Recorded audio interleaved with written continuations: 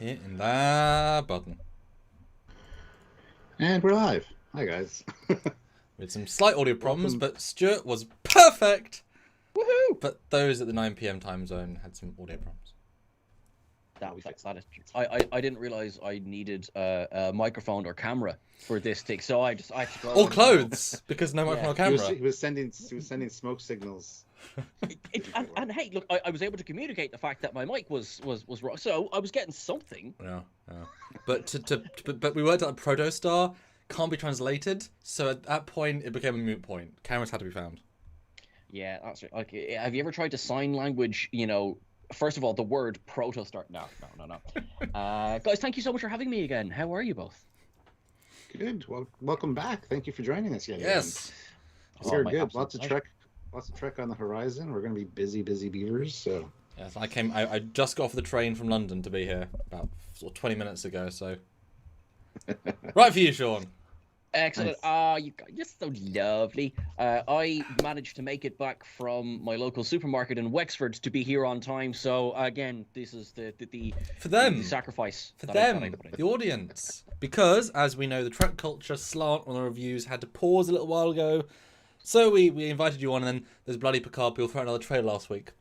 And it's like, oh, but you're here this week. Yes, I'm so happy to be here. I'm so happy to be here, especially as well because there was that moment, and we were just talking about this just before it came up, that there was a new Picard trailer dropped like 3 hours ago. I was like, no, we're talking Prodigy. That's what tonight is. We're talking. And thank you, Sean. Right now, we're going to bump Sean right now. We're going to go. Fair, yeah. We got more of the week to talk about that kind of stuff. I'm going to start sharing, so I'll let you guys jump in. Yeah.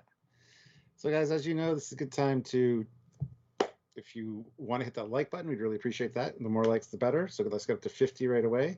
And yeah, super chats are a great way to have your voice heard. We do read them all. And if you have anything that you want Sean to talk about, just let us know and we will address that.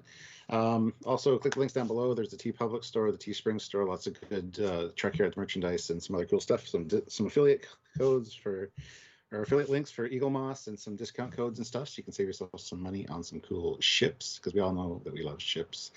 And yeah, so welcome back, Sean. Thank you. Have you been busy, or how's Trek culture going?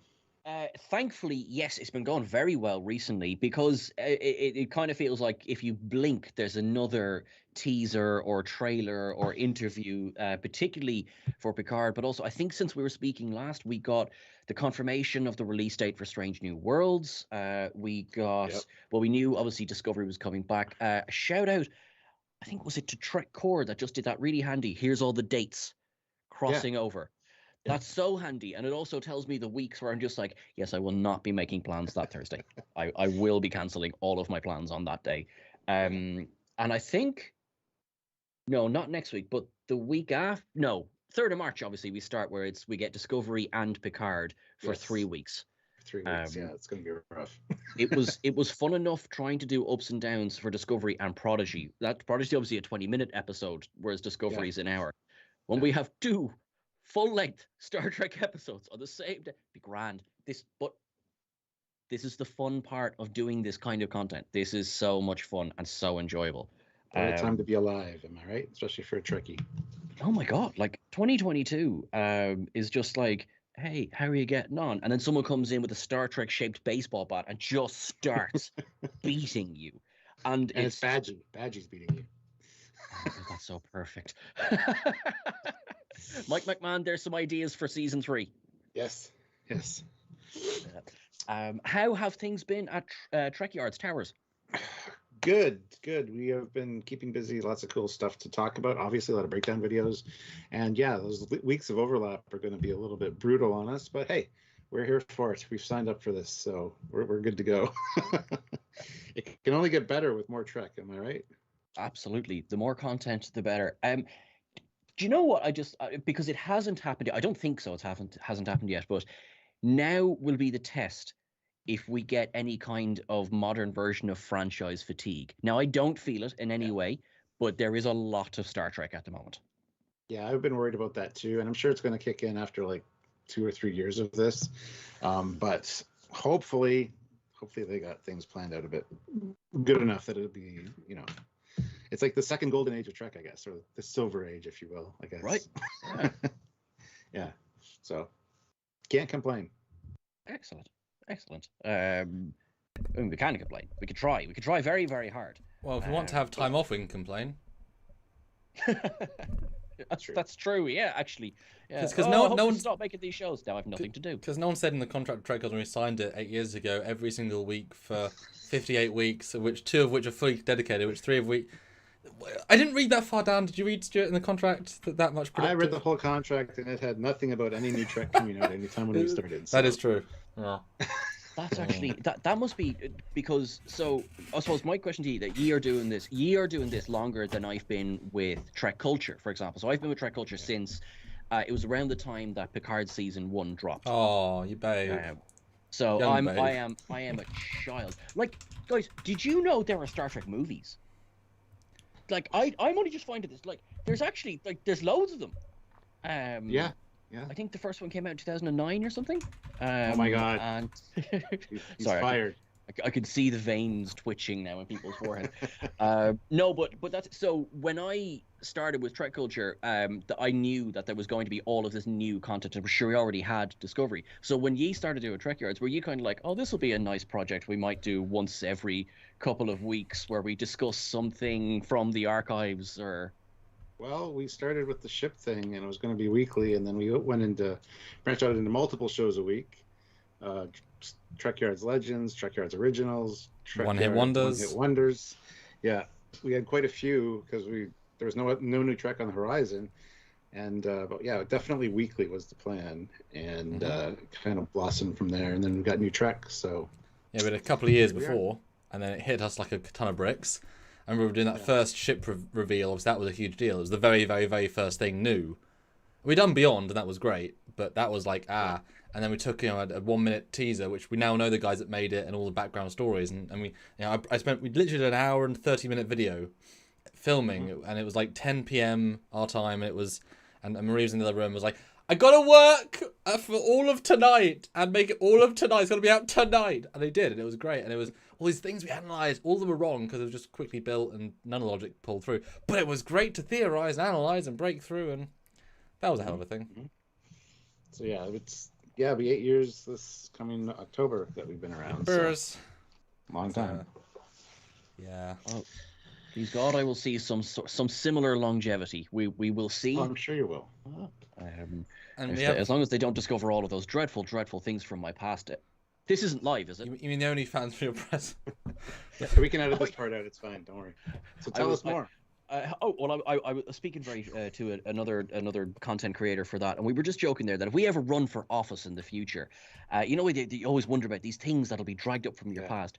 No. You don't win the game until you have found all of the photos. That's all I'm going to say about that. That's exactly hard to find. Oh dear. That's true. So Sean, we'll talk about episode 9.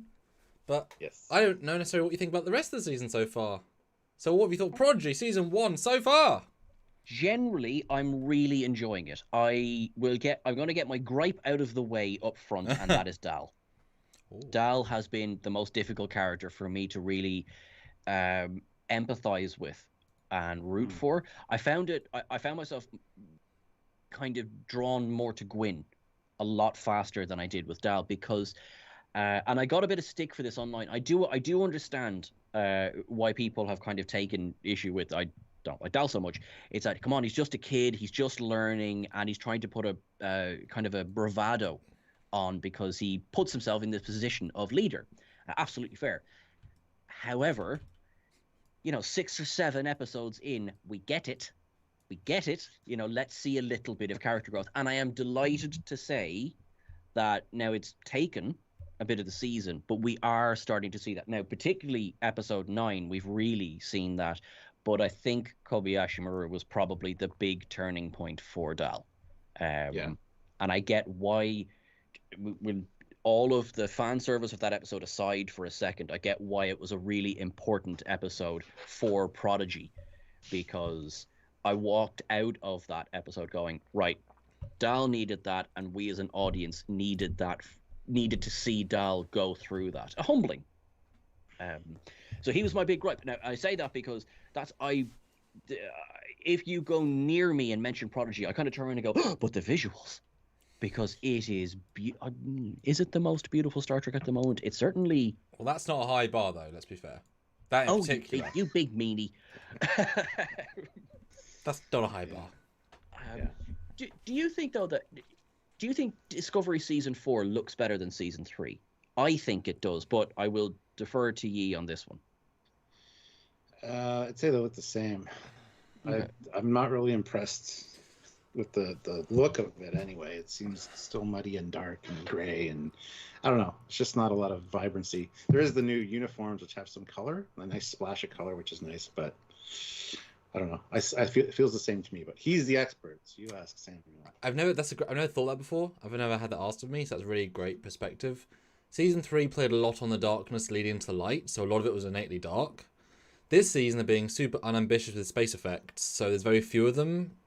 However, there's a few gorgeous moments of using the LED wall to go to locations okay, they're always Vulcan, but still, really gorgeous scenes which definitely elevate. And there's the bar, which is both nightclub bright, but also nightclub dark in equal measure. So I think probably equal at the moment, depends how the last few go, because they all had half dark, half light. This is kind of half medium. But there's a lot of internal ship stuff, a lot of sort of, and that corridors aren't, like nice light, they're just work light. So I'd say at the moment, we've still got half to go. Okay, yeah, but that's totally fair. It's funny you should mention about the LED screen, and we will get back to. I realize we're here to talk about Prodigy, but I definitely just on the LED screen, just really quickly, I think that for the incredible technology behind it and for how good it can make things look, it's going to become Planet Hell. Because it's just like, and what background shall we program in this episode? Let's change that sky color to purple. All right. But it's fun to work out what isn't. Because the scene when Saru walks onto the hollow room, and obviously the arch didn't exist, he walked in from nowhere, so that can't be an LED wall, but it is. So there's still a composite on top of an LED wall, so there's probably a green screen element, and there's an interesting line of what's what and what isn't what. It's easy to spot on Mandalorian, because they just, like, everything is LED wall. Like, this Star Destroyer is not there. That's the end of the conversation. They're not pretending. And you can see it looks super flat, but really impressively flat. It's a confusing thing. Whereas Discovery I think they're doing a lot more of digital additions because they realise the limitation of flat is flat. Whereas a green screen, you're seeing a digital perspective plane, which you can't quite achieve. For example, when we see those initial episodes of Discovery where you get the big hangout, which they spend a lot of time in, it's very flat on set, but they add work bees in post, which is on top of the digital thing. And they just didn't do it otherwise. Now they're moving, they're flying. That's the depth that your brain says, there's a connective tissue. So they're doing a slightly more a clever job, but also Mandalorian is they have literally a room for almost every set. So, they're going super efficient, beyond efficient, whereas Discovery is more about they're going from a different perspective and etc. Yeah. John Doe says, Sean, in your background looks like a holodeck. Is that, or is that just your style? I will definitely say the style is inspired by. So, I had the option. Obviously, this is just nice, lovely soundproofing. And I had the option of getting all one color. Why would you? So, like, when we grew up in rooms that were black with yellow gridding, this is as close as I could get. And you know what? I like it. And it makes me feel like I can do anything in this room. Reality would beg to differ, but I like to think that I can do anything in this room. Although you could always just paint in between them some yellow. Yeah, that's what I was just going to say. That would... I'm not going to do that. Why not, though? This took weeks. That could take weeks, too. It could be another project. It'd be great. Right, you heard it here first. Okay, so, right. You're not going to be busy, are you, for the next few project. weeks? Yeah. It's holiday time. Yes. Well, yes. Let's do it. It is fun. Let's see. We got Kit 10K who throws in $50 super chat. So thank you so much, Kit. I was stuck at work till 12 p.m. Eastern Standard Time today and have to go in at 9 p.m. So I can't watch this live today, but I did want to say what's up. Hopefully I'll see you in the next one. Well, thank you so much, Kit. Much appreciated. Hi, Kit. So. And Simon says, "Wow, my favorite Thank Trek you, Simon. tubers." Yeah. Boom, boom, boom. Crossover. Shared universe and all, Yeah, Love it. I love it. We're here for crossovers. Crossovers are good. Yeah, absolutely. Now I have Alright, all of my so- ups and downs, of course, but what are your feelings on Prodigy? I want to know what are you guys thinking of this season so far? Well, we've talked about this a little bit, and we feel like this is the best first season of Star Trek, I don't know, ever. Except Lower Decks. it really- We're not quite there yet. We'll see how. Well, yeah. It definitely kicked off with a bang. In the first episode or two, it felt very Star Wars. And even in this last episode, there were a lot of shots that were reminiscent of Star Wars. Some are verbatim almost, but- which is kind of fun. Yeah. But this one treats canon very well, and when it shows canon things, they're accurate, and we really absolutely love that. Like, that's a big deal. And it's kind of like a gateway drug for Star Trek. If you're not got somebody that's never been into Star Trek, the question is always, what should we show them first? And I never know really quite what to say. But Prodigy would be a nice, gentle lead-in to, because they kind of cover all their bases with what they show. And I think it's a good introduction into Trek. So I think Prodigy's been really good. So that's kind of my thought on it. Wait, it benefits from being the only Star Trek to actually have a planned story of the last hear you. 20 years, No, I hear you. Yeah. despite having many seasons. And so while, and you said about Dahl, just like with Mariner in season 1 of Lower Decks, she comes across very poorly at the start, but there's such a distinct arc that once then you get to that point, like, oh, okay, and you can never go back and be annoyed about her because there was a plan there. And so you can sense Dahl was super intentional because that's the journey of the 40 episodes, minimum 40, but you can't think in those linear 10-episode, 5-episode terms because it is very drawn out. And I think while we've enjoyed a lot of the single episodes, at this point now they're starting to dish out those grander stories too slow because they've got 40 episodes. And especially me more than Stuart, but watching each of the few episodes have been like, I'm waiting for that meat, that succulent meat, and it's not, okay. I'm waiting for that very full chicken salad to come. There you go. To nourish the Star Trek hardcore story in me, but then it kind of just relies on the story of the week more so. And then you reach the end of the episode, like, oh, there's no more Chakotay being gained, and the teasers are small. But it's because we're the only people in history that will ever watch it week by week. Everyone will always from now on do a binge when those questions you're not even going to think about. And so we're unique in that. It's not designed while this is the first time we're doing it, and never designed for this after the fact. And so if you can watch 10 in a row, you'll never have these feelings anymore. And so it's great that it's slow in the long run. It's annoying during. And so when their A-plot isn't quite as strong, the fact they're not giving you those sub things as well is like, But in second viewing of each episode, you're like, well, I'm not expecting these grand canon additions that could be there. You should enjoy it for what it is and then give it 7s and 8s because they're always good. You just want more of the main stuff, but they're so slow at delving. Does that all make sense? Yes. Yeah. Excellent. You're dead right, because excellent point about everyone who comes to it after this. Like right now, they can go watch 9 episodes. And love Dahl by the end of it, even though we had to live through it. Don't forget the mid-season breaks we're getting, which is a shame because you just get into the swing of Prodigy. It's like, oh, wait a minute. What, Discovery? What? Okay. And then back to Prodigy. It's like, okay, missed this. Now we're back into it. And it's like, nope, come and do a halt again. What's like, the baddie's name again? I've forgotten. It's been 29 weeks. Yeah. That's a bit of a problem. But. Yeah. John Noble. That's just, I know the diviner is a name, but no, John Noble. Yeah. And actually, I think what I wrote to say, this episode probably had the most John Noble, certainly in a while.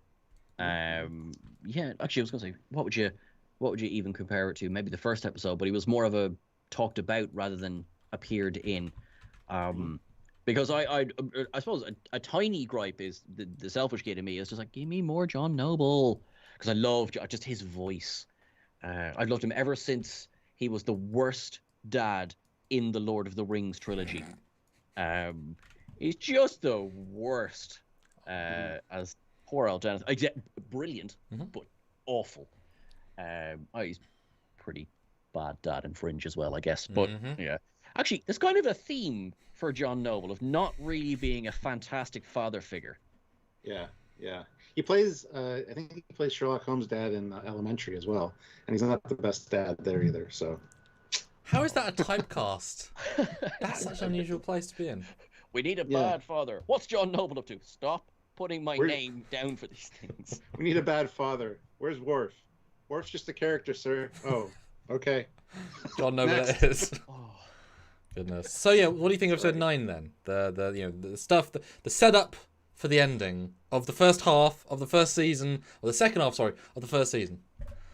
So, because everything you said is accurate. Yeah. First of all, I really enjoyed the episode. I felt there was stakes, and for much of this season, there hasn't really been stakes. It's not a massive criticism, but It's always you know, chicken, isn't it? Well, yeah. I would say no, don't say it, Sean. So getting back to the episode, we get obviously our gorgeous starship PORN of the Prodigy, and I love that. Like, yes, we can now do basically quadrant hopping travel, because I do think that this is a natural progression of from Voyager getting back. It's like, well, we probably need to address the fact of what happens if somebody gets stranded in the Delta Quadrant. So I do love the introduction of that technology. We haven't been beaten over the head with the hows and the whys, and that's fine for me so far. Like, yes, a couple of explanations along the way. Now's not the time for it, because now it's the cute cat is still on the mining colony. We do need to make sure she's okay. And I like that we see her again. And he's just the only thing the Diviner is lacking at this point is a mustache for Dreadnought to twirl. Because he wouldn't twirl it himself. Wow. Yeah, I suppose. Did you think he trusted Gwyn a bit quickly? I think he was hoping that she would be needy, especially after he kind of deserted her already. Like, he was playing on the fact that she maybe wasn't feeling resentful, but really wanted him back in her life.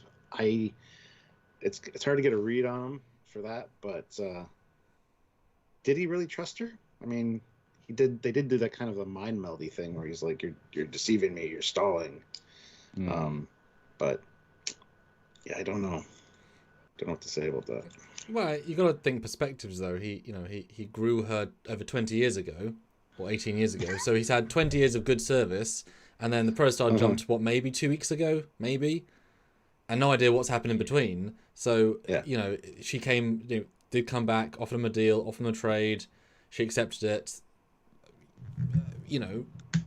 There's the want as well. Like, you want her to be on your side, Yeah. Well, I mean, especially as his mission involves their species, that just by making it clear, this is it. This is the reason. This is the most important. That she, part of her internal being is also part of him. Is also part of that need to know why and when. And obviously, he kept that away from her entire life because she doesn't have that want really. But once he starts to tell her things, I think it'll have the same drive. Well, it would be interesting, certainly. It's like I said to Stuart in our review. What's interesting about the Diviner is that there is, if there was a genuinely, saving my 8 billion live race that are stuck in some temporal stasis and only we can save them, then, I mean, is his daughter's life worth it to kill 8 billion people? I don't think those 8 billion would agree. So the perspective is his justification might be so grand. Hopefully it's not just revenge, something so grand that no literal stakes in the universe or the chicken can cope with that.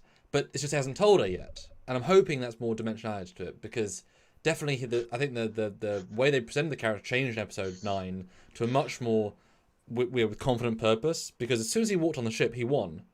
He was now his true self, because he had no stress, he'd won, he was in that chair, that's it. And so confident, he left all of his stuff, all his bags, all his tech, all of his life support, everything behind, with no expectation to get it back. That's confidence of a purest kind. It wasn't a dawdling old man. He was now right. Now I can start Plan A. Took me 25 years, but I can start Plan A. So yeah, that's why I mean, Sean, were you disappointed that he double crossed? Because I was buying it until the moment, because that it was so interesting that he was genuine. I was a bit like, it didn't advance the character at all for me that he would destroy the systems on the Rev 12. like as you say, because I agree with you, if there is this grander scale and if he has to go and save his race and Gwyn is a part of that, then I feel you just warp out of there. Like there's like I'm done. I'm out of here. See you later. My entire reason was to get the protostar. I have got the protostar. Good luck. So turning around, and it is definitely an act of malice, but I think it was presented, for me, I think it was presented as a little bit of, yeah, which was a little bit out of episode 9's character. Episode 1's character would have made a chance, he would have shot them each in the leg first. But episode 9's character was a bit like, if you are low-key burdened with great purpose, what's the point of turning around and shooting them? But that is probably my biggest gripe of the episode. Overall, I think it was a really strong episode, and we need to get some Chakotay in the next episode. Where is he? Or who is he? I saw some interesting theories this week online. Yeah, we've heard and seen some too. Yeah, we can jump back to that a little bit later, because I know one thing you said, Stuart, at the time that doubles down to what Sean said, is that if he was going to double cross them, why turn the robots off? Turn them back on as soon as they leave, as soon as they get on the ramp, because well, then they're surrounded. Like it felt to me as if he wasn't going to betray them until he made a quick whim decision of, you know what, I don't want to lose my ship, because if you shoot the power generators, then they'll all suffocate and die, and then you can come back for the ship, because they're all dead. Like you're not destroying the ship, you're just disabling it fully. But I feel like it was a last-minute decision, because they, like I said, the robots just turn them back on then. Much easier, much quicker, much simpler, you know? Betray them easier without destroying part of your own ship, which is probably the last ship of your species, etc. Yeah. John Doe has joined the channel at the rank of commander, so welcome to the channel, John. Much appreciated. Welcome. Makes a difference, thank you. You're awesome. Sean, I wanted to ask you about the end. Did you feel it was rather abrupt? Because as I said when we reviewed it the first time, I was watching TV and they run Voyager all the time, and it was the episode Basics where the Kazon basically strand them on the planet, and then the ship takes off and it's like, oh my god, what's going to happen in part 2? So the same thing here as when I was expecting when they went to warp. That would be the end. That'd be the credits. You don't see them. You see them still in zero gravity screaming, and then have something to be really like have a good cliffhanger, right? But then they go on to like, okay, you can stop screaming now. This is kind of our plan. The gravity's off, make it a little difficult. But then the music and everything, and they head off down to the hole, and boom. It's like they didn't know where to cut the episode, it seems like. And they just, like there was some reveals given. Like, for example, obviously it's set up that Murph is the one in Zero's armor. So like it wasn't so much a shock. I really like it. But you could have left that reveal to part 2. Although I realized Murph is indestructible, but I mean, good lord. I know. I feel you on that one. Yeah, I think they made a context error with that, because the entire point of episode 8 was that the Protostar is so strong that if the gravity fails even briefly, the entire ship will explode. You need a warp matter containment field to double back it up. And yet, the entire threat was because of that, because the gravity went down, that's it. And then Murph. Like, talk about stakes at 10 to 0. That was a terrible choice of art design, given the entire point of the episode. Like, if it was episode 4 and 9, but back to back, it's like having in Stargate, Apophis turns up, and the next week, the bigger bad. It's like, but he was, no, he's a, oh. This is my buddy, Anubis. I'll just head out. And I'm done! Thank you, paycheck. I don't know if you'd agree, Sean, that seemed like an odd thing. I did think so. I mean, it's Star Trek. I can buy so much. I buy the fact that yes, the Protostar engine fits in Murph. That's fine. That's grand. And then Murph then fits in Zero's armor. Okay, that's grand. That's cool. It's cool. So when you say it like that, it sounds much worse. Little bit. But it's like grand. I think without looking too deep into that, that's fine. And like I love it, but again, like it was patently obvious, but in a good way, that Zero never keeps quiet. Mm-hmm. So like this is clearly Murph, and that is grand. I think now obviously I'm theorizing here, so we'll have to see what happens on Thursday. But it almost feels as if they'd written 1.5 episodes worth of story, and they're like, oh, hit pause. Okay, Grant, here's the next episode. Now, obviously, I'd probably end up eating my words on Thursday. Having said that, there'd probably be another 1.5 words of story in this week's episode. But, man, how cool was Goth Janeway? I thought that was awesome. Yeah. I like her Tron outfit. I just felt Tron to me with the blue stripe. It's like, oh yeah, that looks good. We just did a video on that too. Daft Punk is just playing somewhere in the background. Yeah, in terms of absolutely. Yeah, it definitely cut off abruptly, and I felt myself unsatisfied by the ending because you can tell all of the setup is in this one because they want all the quality to be in episode 2, but that it kind of makes you think if they had done that for episode 1 and 2, episode 1 would be all the faff and then that wasn't satisfying, and then with all the stuff in part 2. So I think they probably either intended it to be a part 1, part 2 smush, which they could have done with the other show starting, and then you don't need to have one every 2 in a 1 week. Have 2, but it's definitely something it was meant to be 40 minutes. They had to cut it, but yeah, I should have been easily at the go to warp or at the dum dum dum even just stop at the point where don't cut towards them then jet packing towards a big pipe. It's like one visual for 4 seconds. It's like that was a terrible ending. Or have one more scene. Like it doesn't make a lot of sense. And I said it was incredibly risky that you literally burn one of your biggest season-wide plot lines, which is Diviner gets Protostar. That's one of your biggest plot lines, and just gonna throw it onto the fire on episode 1 of part 2 as if it's nothing. And he loses his ship, and he loses prison, and it's like that's stuff you can't get back. They've burned all that. That's how unimportant it was. But in part 1, it's like, what? That's the moment. That's the cliff.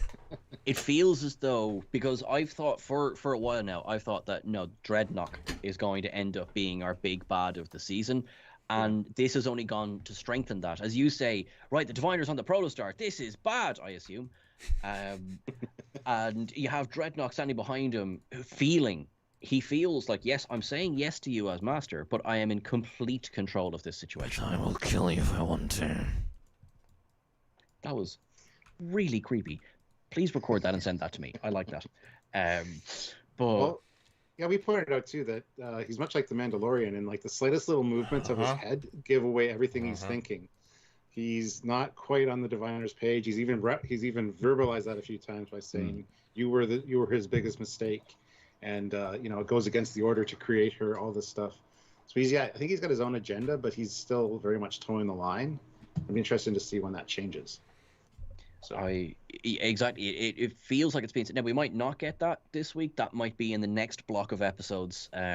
Obviously, we now have half a year or something to wait. No, we get one more episode, and then half a year to wait. Minimum. It might be lower decks first. Yeah. So whatever we'll be doing in the meantime. Picard, Discovery, Strange New Worlds. At least we have options. But I saw one theory. So did you see this theory as well? That Dreadnought is Chakotay. We've heard it again and again and again and again in our comments. And Stuart has thoughts. I would be very interested to hear your thoughts, because I have not delved into this theory. I've heard this theory and I'm like, okay. Well, there's even a slight reference to something like that we know that the Diviner's already been on the ship before because we saw Dreadnought in that recording. But when he puts his hand like reverently on the captain's chair and says, "It's good to be back," like that's something that the captain of the ship would do, like Chakotay, which I don't want that to be the case. It makes little sense, but at the same time, they're kind of pointing towards that somewhat, and I don't like it. I don't like the idea at all. But it feels more like a Star Trek Picard story thread. Those many threads that go nowhere because they ignored them, and it's like, oh, that's a clue. No, it's not a clue. It's like Jean-Luc Picard getting flung across the building in episode 2, which clearly caused a concussion. Why is he waking up in his house without medical care despite being probably near death? This must all be a dream. Oh no, it's not. It's like, how do you get home? And it's just completely ignore it. So I think it would devalue Chakotay a ton. I said, I also in the comments, I responded to this saying, where's any evidence of any kind? Because you kind of need evidence beside he might already be in the show. obviously they gave us that vagueness of, yes, he could speak with Chakotay's voice, but so could Data speak with anyone's voice. And if you know all about the ship because you've been there before and you've used it before, etc., then obviously you have these things in mind. I mean, now it's fine. Well, it's more fine if it's the we know it's an alternate future Chakotay because by definition the future's always changing. So it is obviously there's going to be two Chakotays in this timeline anyway. So okay, if it's an alternate Chakotay that say died 90 years ago and then became a robot, fine. But it's not that interesting, because he's not acting like the captain. He's not acting in that vein. He's not voiced by the actor, so even if he is Chakotay, you're not gaining anything by the performance. It would add nothing to it. It would just be then, let's make evil villain Chakotay robot who's not Chakotay. He's not even really a robot, maybe. We don't know. So it's not particularly engaging. And if the Diviner was Chakotay, again, that's even less logical because that doesn't connect whatsoever. And then you've got Chakotay's baby who's an alien. It's just not interesting, really. Now, I'd be fine if maybe they put Chakotay on ice and he's accessing his memories or something, but even that seems flimsy at best, because if you have genuine all the knowledge of the ship, the hell did it take you 25 years to find the ship? You scan for all the alloys. That's the biggest question. I was like, surely, if they had the sensors to find the protostar out in space, so I'm touch wood, there will be a reason for that. If, and again, now I'm relentlessly optimistic. I am a fan of Picard. I am a fan of Discovery, but that is something that would happen in Picard and Discovery. Oh, they just couldn't find it because it was just off camera that week. It's like, well, there's fearsome technology at this time. Surely, if you ran a scan, well, it's like how did Deadlock not detect Zero beaming down? Because they could do that. Yeah. Like, that's it. And, I mean, and if they were able to access the protostar from so far away, do you get that fantastic 4,000 light years? And yet they couldn't find it. I mean, I am in a 2-story building. We're talking about half a story down is how far away the protostar was from their living room. And they really seem to have hammered in no, they actually legitimately couldn't find it. So Grant, why? What is going on? Who is just really, really bad at finders keepers? I believe they did say it was the rocks in the asteroid. That's why they hid it there / left it there, and they couldn't find it. But I mean, there's so many materials. I mean, how can you not detect the energy of a protostar? But then again, if Chakotay deliberately hid it there, hid it a place where it could be hid. If it was a conceivable place to hide it, then of course it's the one place in the quadrant it could hide, because he had to hide it. So there's that logic, but still, it was literally, like you say, it was one slight ravine up and to the left, and they were there. Yeah. It was not. They were going to find it the next few days anyway. It was literally right there.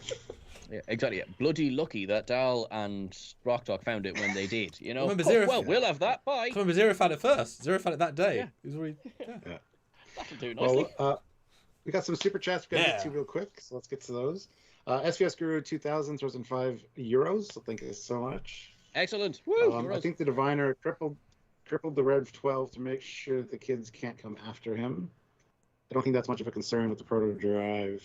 Especially if you can do a very fast reasons. charge proto drum. If you can fast charge it, then 4,000, 8,000, 12,000, 16,000. Dahl, they're 47,000 light years away. How long will it take us to get there? We'll be dead by then. At what point do you just say, yeah, look, don't worry about it? We'll just go to the cat's planet. It's much closer. General Grievous throws in $2. I get low-key Malekith vibes from A Vengeance from him. Malekith. Oh, yeah. Malekith. He's from the Dark World, I believe. Dark World, yeah. Okay. Yeah. More charisma, though. Jeff Sturm, $5. What are everyone's thoughts on the emergency beacon in the comm badge calling a Starfleet ship? When the comm badge breaks, it emits a signal. Yes, I saw that being said online the other day. So they've smashed Gwyn's comm badge. Obviously, he stands on, and that is supposed to. It's supposed to like a safety feature. I've broken my comm badge. Someone come and find me. Yeah. I mean, maybe the copy and paste fleet is just hanging around out there. We can give them something to do, because hopefully we won't see them in the They card. are the fastest, strongest ship in Starfleet, so we have plenty to spare. Which, yeah. Let's get to the super chats, then we'll talk about those for a second. Good Tea, Nice House puts in $20 Canadian, so thank you. Amazing. Sean, I just want to say thank you for all the laugh out loud moments and for your positive contributions throughout the Trek community. Oh, thank you so much. Not all new Trek is perfect, but like Trekyards, you make it all worth it. Oh, thank you so much. You're so kind. I really appreciate that. And I will second those good vibes to you as well of your work for the community. Thank you. Absolutely, yeah. And as we always say, all Trek everywhere from the beginning has good and bad in it, and we look at all of that in each episode. So that's what we do, fair and balanced. Love that. You're absolutely right. General Grievous, $5. Dreadnought is a mix of Starscream's ambition with the cold, calculating nature of Soundwave. I won't be a bit surprised when betrayal comes. Yeah, exactly. Yep. And he is a transformer as well. So, because he can transform into a gun. So he's kind of Megatron. Kind of. Yeah, that's good. Sean O'Sullivan puts in €2 and says, Flyers Pod did Living Witness this week. Jinkies. Nice. So there you go. That's a good one. So we are caught up on the super chats for now. So thank you guys, but keep them coming. Thank you. Combadge. Combadge. I was going to say about the fleet. Yeah, the Combadge and the fleet thing. It was interesting at the beginning of the episode where they're like, we have enough in the Protostar drive for a jump to the Federation or to... Tars Lamora. Popped in my head. There it is. Yeah, thank you. I was trying to remember it. I definitely remembered that. So I thought that was interesting as well. Like, what would have happened if they had gone to the Federation and, they even said that they don't think the fleet will get there in time, which goes back to what the original message from the diviner was like, you have a day. Well, how do you know that they're going to listen to the message? I said that in our review. Yeah. It's a very good point as well. Like, oh no, we saw on the 27th. Oh, it was said the 20th. Oh, they're all dead. All right. Well, I guess not our fault. Don't need to feel guilty about it. If the Combadge breaking does set off an emergency beacon that Starfleet can hear, it'd be cool to see the Federation come in to save the day. But as Samuel pointed out, that really didn't look like it had any internal technology in it when it broke. And Combadges do. They really do. They have wires and shit. Yeah, so I don't know. I think it's a good safety feature, and I don't know if it would necessarily be something that is going to be explored at all, but I would like that, actually, if the Federation did pick up something as a result. I mean, there's two things I want to bring up there, and remind me about the Combadge, because that's great. Did you at any point think they were going to reverse expectations and actually go Federation instead? Like, say, no, we're going that way instead? Personally, never. Okay. Because I was thinking that would be a hell of a nice twist.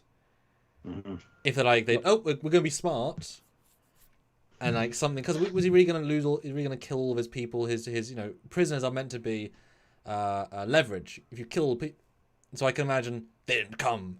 Yes, my diviner. Why not? Because it's a shit offer. Damn it! Plan B then. They're kids. They don't care about these people. Yeah, why should they care? So I thought that would have been a great twist. Like, oh wow, we are just warp into like Earth space dock, whatever. But the second point is that we are sort of forgetting that the Protostar is from the future. It might be 2 years, it might be 10 years, it might be 30 years. We don't know. It's from the future.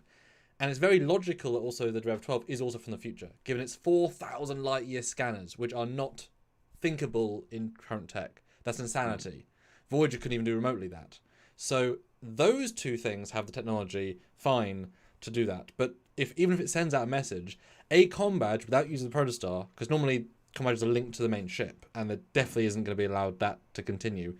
A Combadge signal, even if active, will not be able to go 8,000 light years to Starfleet. And they said they couldn't bring a fleet in. So while a nice idea, you would have needed a sense of, yes, we did get a Starfleet first. They have another things. Yeah. Although, in fact, one thing we've said right early on, we don't know when this is really set necessarily. We might get a reveal this is actually like 10 years in the past and everything's screwy time-wise.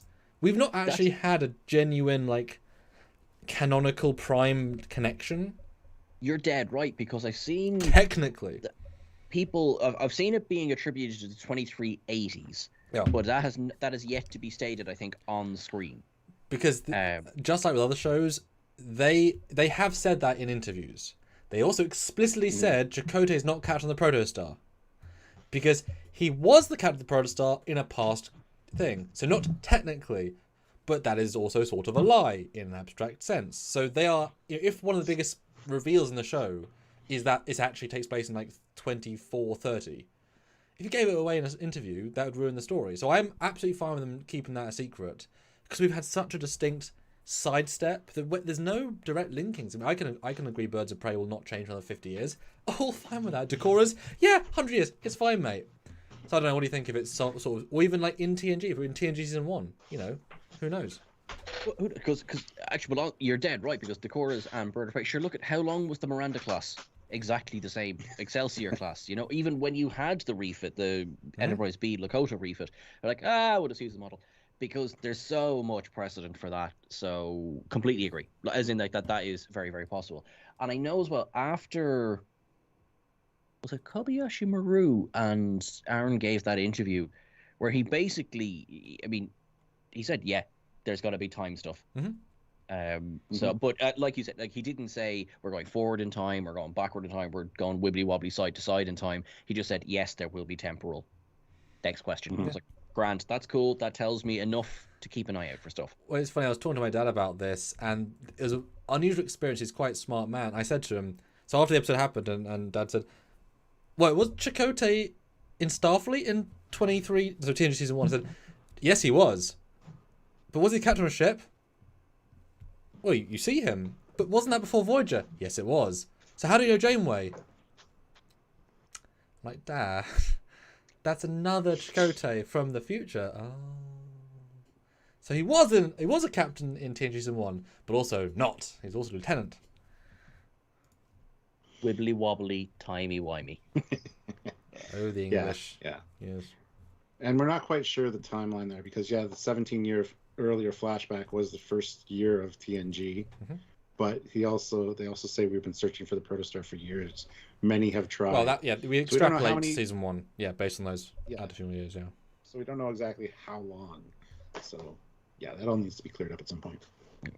Imagine they didn't. And they're just like, haha, deal with it yourselves, peasants. Or in episode 40 in 2026. Because they keep having breaks. Well, that episode Time Amok, where the ship got split, I think is definitely going to, because this is for a younger audience, right? I think it was an introduction to the time aspect of things. So later when it gets brought up, it's going to be, remember that thing that happened with the time zones? It's not normal for a drive to split time like that, as if maybe the proto drive has some sort of clever effects that it can do. Yeah, it was that easy. It just, there you go. You know, it's it is on the wall. Some form of temporal drive, you know, which is how you could do 4,000.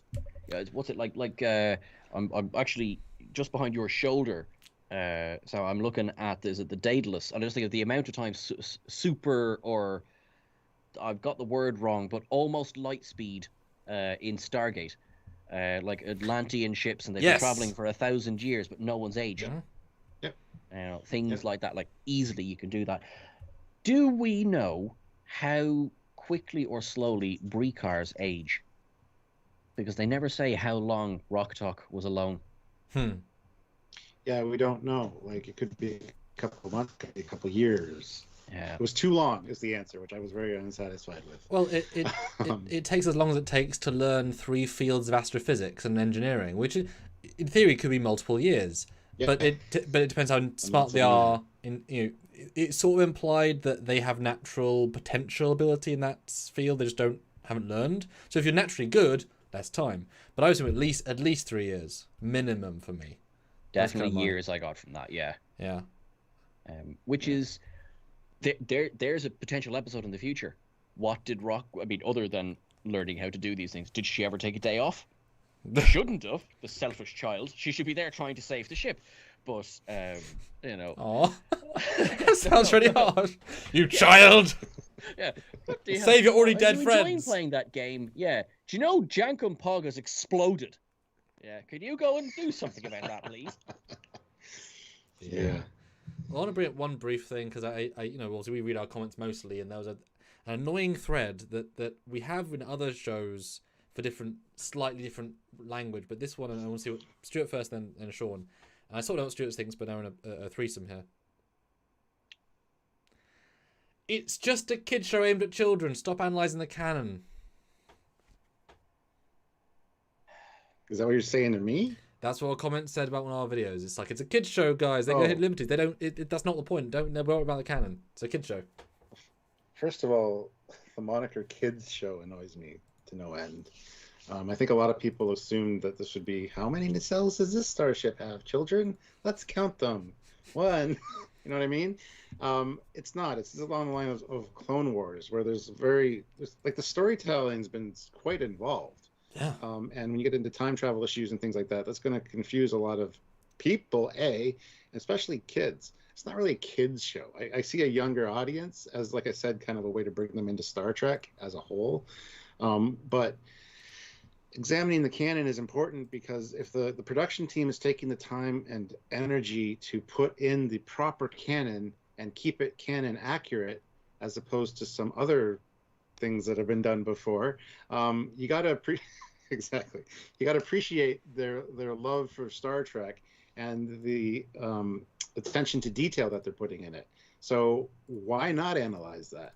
They're asking for it to be analyzed essentially by having it. Well, they're presenting it to Trekkies first of all. Of course, we're going to rip it apart, but I think the canon is the most important thing there is, because that's your universe. Just use what's there. Don't make stuff up. Don't change it. And I found a comment, and I'll read it verbatim, and then Sean can. I really want to know what you think. Clockwork said, "You're trying to apply grown-up logic to a children's show. LOL. It's for kids, guys. Jeez." My reply: if you've watched it, you know it's not for kids specifically. It's well written, canon keeping, and people behind it treat it like live action in terms of logic and effort. It's on Nickelodeon. It's specifically for children. Doesn't mean it's a children's show with low standards because no one cares. It's just for kids.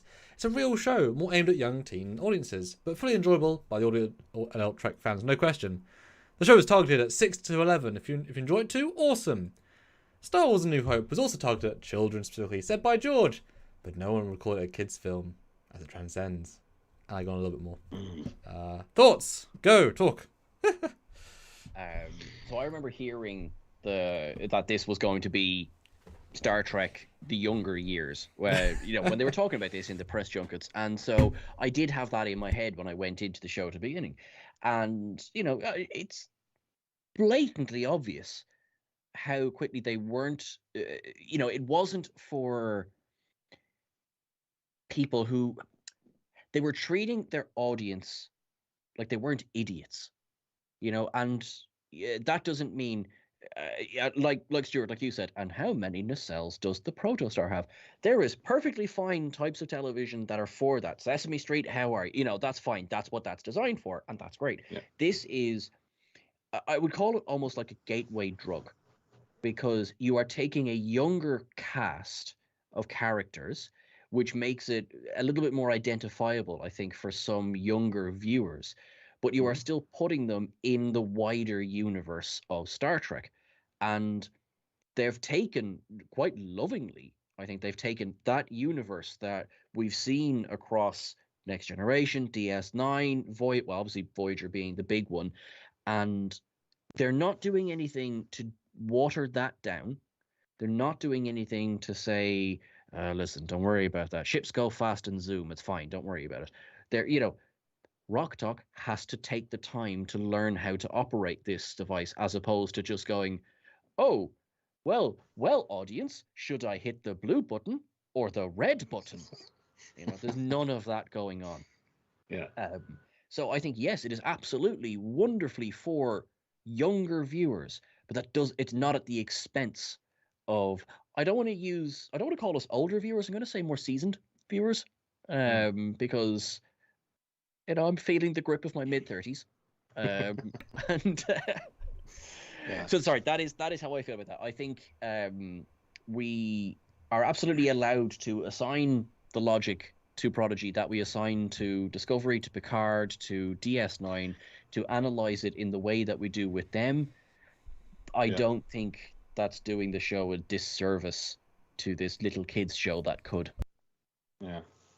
Well, one of the things that stands out the most and has been brought up a lot, they're using canon more accurately than any of the new live action Treks have done for years. And like Lower Decks and Prodigy are the most canon of the new shows. I agree.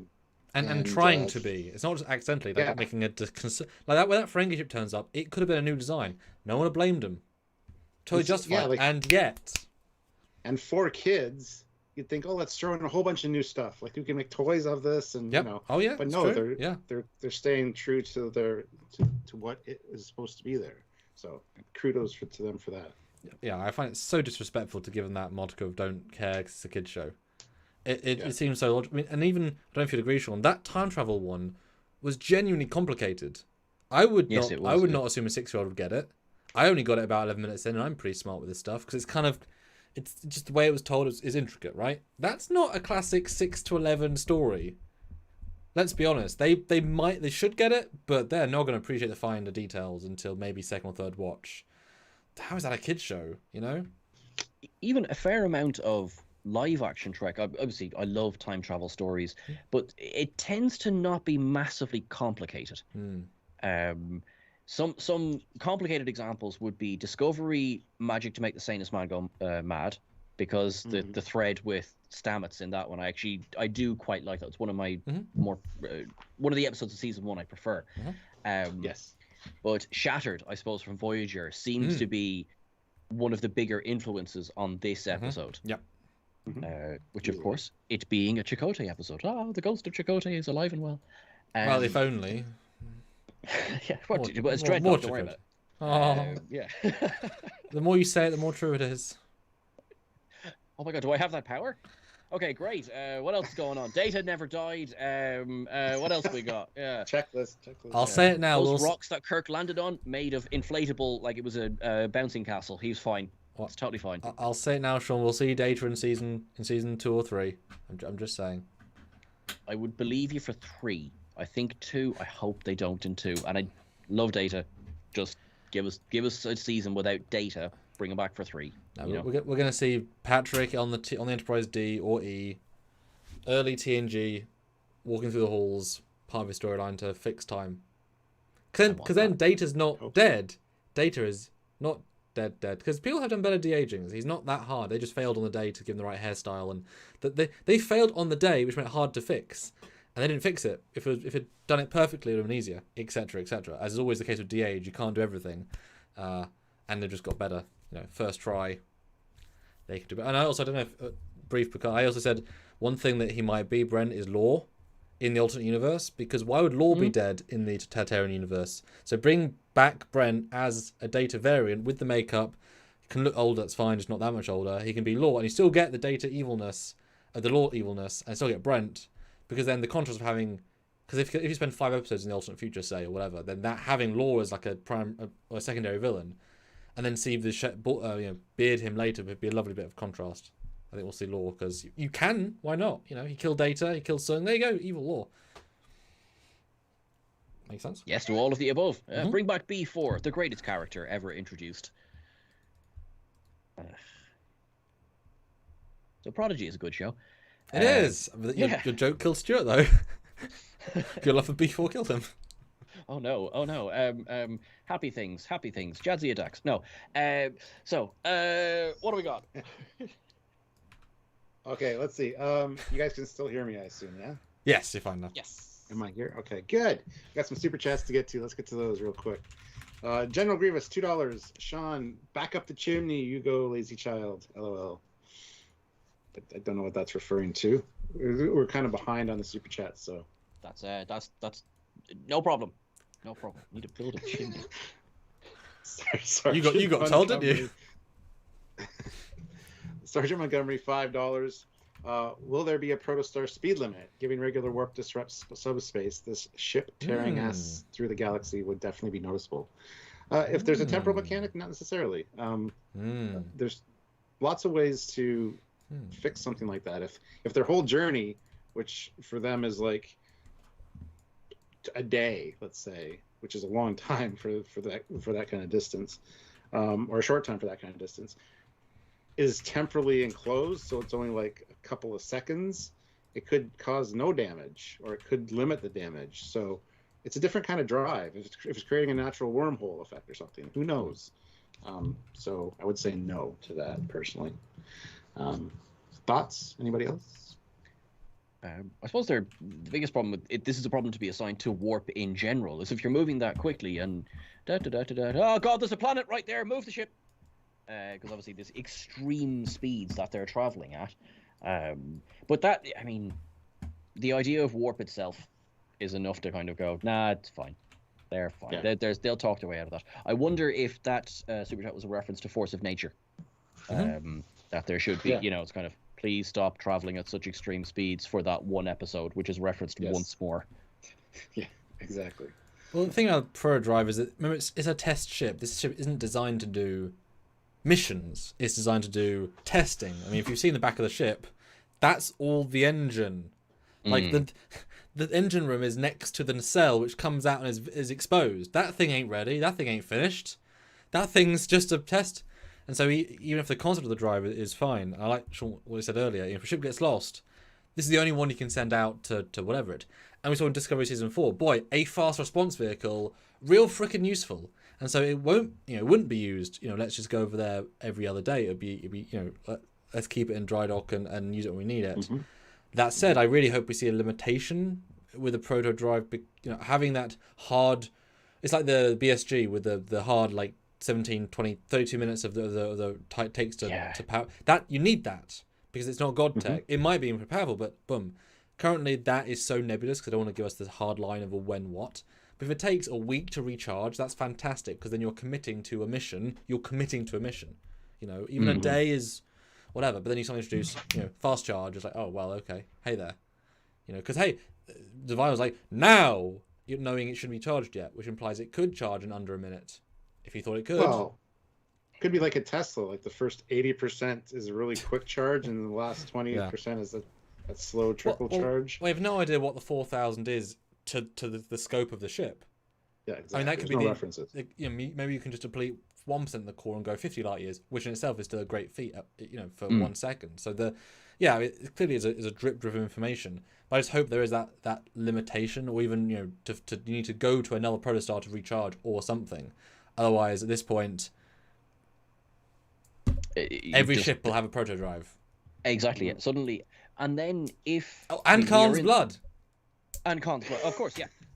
But like, if we're in the wider, obviously, the Trek universe, if they can do that, if there's no limit to the protostar, then Discovery Spore Drive becomes an awful lot less special. So what then happened between Prodigy and Discovery Season 3? So is this going to inevitably end up as a failed experiment? Or is it, no, things are just faster now, sure, but there doesn't seem to be any mention of proto drives in, I suppose. You might be able to explain that away with obviously the hangover of the burn in Season 3 of Discovery. But it was definitely, I didn't really get a sense of, we'll just break out the proto drive. Yeah. Well, that's one of the issues with Discovery Season 3 and the burn, just no other FTL. Like, seriously, how many FTL drives did we see in Voyager and TNG being experimented with? Like, come on. Yeah, there's so much 900 years. And they dropped the ball there massively. Warp is still the primary. It's like, well, no, they mentioned Picard and his golem body. They have to mention the proto drive, even if it is now the thing that they're testing in season 4. That'd be kind of fun. Oh yeah, the Pathfinder drive, right? Whichever. Yes. Because that would be then nice symmetry. Once we invent it in canon, we can use it in our show because it's now been revealed, which would be lovely. That'd be cute. Although Spore Drive is still more powerful because you can't go through time, through dimensions, and to another universe via the proto drive. It's just it's a boost. Whereas Spore Drive, you can do all of those things in the same jump if you want to, with specific circumstances. So. General Grievous, $10 super chat. Thank you so much. Calling something a kids show to me is a way of devaluing the intelligence of a younger audience. Kids are smarter than they get credit for. Also, I repeat, they blew up the entire bloody main cast. Yeah, there's a lot of things in this that are kind of dark, like the whole slaves Kid for the slave. mining. Yeah. Yeah. Child there's a lot slavery. in this. Yeah. So a kids show. I always hated that moniker, especially after the show started, because it's not. I don't know. It just bothers me. I don't know why they labeled it like that. And it's one of those things where, in theory, the original Disney films are children's films, kids' films for 3 to 10. But if they truly were, they wouldn't be adult stuff to enjoy, and we as adults wouldn't enjoy them. You have things like the Teletubbies. Obviously, Sean, you get that. Stuart might not. Yeah. That I know the Teletubbies. That does not have a legacy beyond the children who watched it, and then their children, maybe. There is nothing beyond that, because it was generally a kids show for kids, without any intellectual intelligence beyond the whatever. You look at Star Wars Episode 4, you look at all the Harry Potter films even, you look at those are all films with a slant towards a younger audience, but didn't dumb it down because they had those layers. The best media is the media that maybe, is of a simpler ilk, but has the layers, which means that the dad, the children, the teen, and then watching it 10 years later can still enjoy it, because then it's a real bit of media. Prodigy, kids will like the flashiness and it's us, but we're all enjoying it. Mm-hmm. It's not made for any of us, and we scroll 20s, 30s, and where the hell Stuart's ages. Ooh, nice. Keep it vague for the audience. And yet we're all enjoying it very much so, which shows it's surely not made for kids, even though you can understand, yes, kids will enjoy it a lot. And we've heard lots of people say that kids love it because they get what they want. We're getting what we want. That's the win. You can have it in a pedestal, and as Stuart even said at the start, it might be above Lower Deck season 1, depending how the last 11 fit, 'cause it has double the episodes. It has a long way to prove still. That's impressive. That's really impressive. I totally agree, and as well as just picking up on there's more episodes. Like, in a way, they've set themselves a lofty task of like, right, remember now, your season 1 is the same length as TOS season 1, TNG season 1, which means you're setting yourselves up. You've set yourself a task here, and the task is don't drop the ball. And I suppose this week will be a test of that, because this is obviously the official mid-season break. We had our gap there, but this is the official break now. So however this episode goes and finishes, whether it's on a cliffhanger, whether it's we're all heading out on the Rev 12. That's our new ship, everyone. The dark dramatic red one. Yeah. It'll come back then. Star Trek Rev 12. Waiting for Prodigy. But so I like that they have set themselves that challenge, and anyone who reads anything that is written about this show by the creators, I mean, there's no gloves on. Like, they love what they are doing, and there's so much. The interviews that came out after Kobayashi Maru, I mean, you could just feel the emotion coming through the interviews, let alone the episode itself. They're like, the amount of time and care, and we had the entire CBS library sitting there, so we went through every single, basically, soundbite. That's not the actions of someone who's just making a little kids show. Especially as they could have just got Ethan Peck to be Spock, and it would have also been not ideal but acceptable. It would have been much easier. Yep. And understandable. And yet no, they did all the other stuff. Yeah, I mean, the fact those uniforms looked. I mean, we found discrepancies. They weren't perfect, but you can, you're allowed to make some mistakes. You're allowed to have, slight variation. Fine, but they're 95%. That will give them 95%. Yes, the badge is wrong for talk, like actually just wrong. Yeah, but everything else is so good. Speaking of uniforms. Yes. What did you think about the Federation and Olympic Winter Team's bobsled uniforms? And also say how was your first reaction when they came in? And I will put the graphics on the screen right now. Yes. We know you're a uniform guy. You like the cosplay. So I do. Your thoughts? Well, my initial thought was I beamed smiling, and I was like, I can't afford this. Stop introducing new uniforms into Star Trek. And the Star Trek koala said, "Yes, you can." That is the truest form of worship, as far as I can. I saw something about a koala. We don't talk about him. Yet he's still there. I like them. I got it as a kind of almost a Black Ops, or not Section 31, but like Special Forces almost version of a uniform, because it's quite, well, just sort of obviously lacking in the color we're used to seeing. That is not in any way a criticism. I really like the uniform, and yes, as soon as it is available, I will be ordering it. But no, I do, because I like having the colors, and that's one of the things I struggled with Discovery's initial uniforms. It's just like, that's a fierce amount of blue, lads. That is a fierce amount of blue. I'm going to go out on a limb and say you didn't watch our episode on the uniforms. Because I watched it, Stuart, but did you watch it? I want to hear what your thoughts on the episode. Well, no, I was going to say, because when Samuel brought up a really good point when we were doing the video for that, and he introduced Tom Paris's flight suit from Voyager with the white, and I actually like the idea that these are actually specialists, because it is an NX class.